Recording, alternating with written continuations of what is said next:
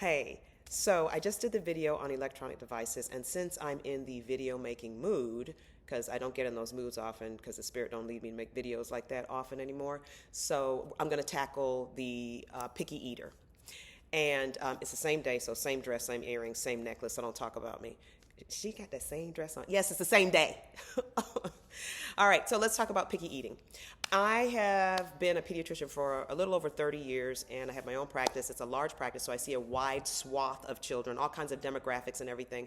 And what I've noticed is that I am seeing the pickiest of eaters over the last, I'd say like 10 years. Over the last 10 years, children are the pickiest eaters I've ever seen.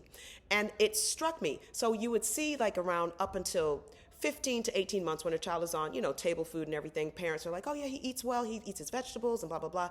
Then somewhere between 18 months and 2 years old, children just drop off. They get really picky. They stop eating their vegetables. They don't even like the broccoli they used to like. And parents will complain that all they want from between 2 and 3 years old, they can start complaining that all they want to eat is chicken nuggets, French fries, and maybe pizza. And I figured out, do you know why that is? Guess.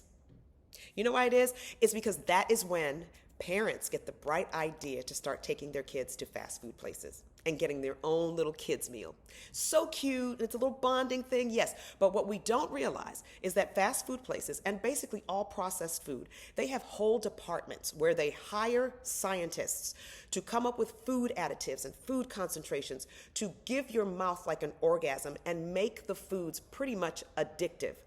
They use food additives like MSG, which is monosodium glutamate. They use things like yeast extract and hydrolyzed soy and disodium guanylate and disodium inosinate. And even if you try to be very vigilant and read the ingredients, they can get by just saying spices, because the FDA lets them do that. But these are the food additives that they put into your kids' chicken nuggets that make them addicted to them. Literally, they don't want to eat anything else.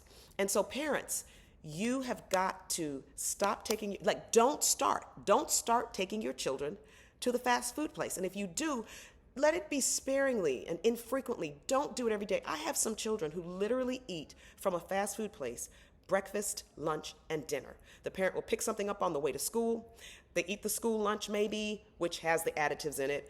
And then on the way home or on the way to practice, they get something. They stop and get the little chicken nugget meal for dinner. Then they pick something else up. And parents have not cooked a full meal.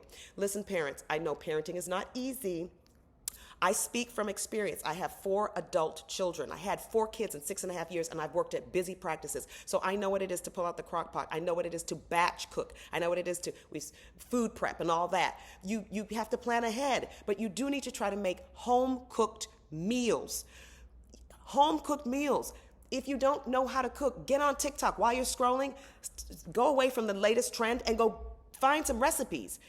They don't have to be hard either. It's easy to bake some chicken. It's easy to just boil some potatoes, some sweet potatoes, make some broccoli in the microwave. It's not as hard. It's not as daunting a task. You do have to plan and prepare, but we cannot do this. It is vital for kids to have good nutrition. That feeds into their health and well-being also.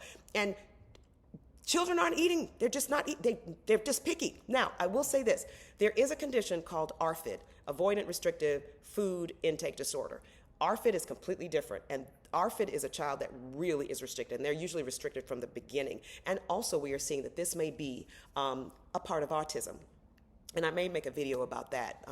But anyway, that's different, and you need all types of different therapies to deal with that child. I'm talking about a child who used to eat well, but now all of a sudden isn't, and it is because we have turned their taste buds out. Yep, we have turned their taste buds out, and they're used to this flavor explosion, and it appeals to the same part, that pleasure part of your brain that sex and drugs and alcohol and gambling, that appeals to. It's the same thing. They're getting the same thing, but they're getting it from their chicken nugget. So parents, please, please, please, please, please start making some home-cooked meals.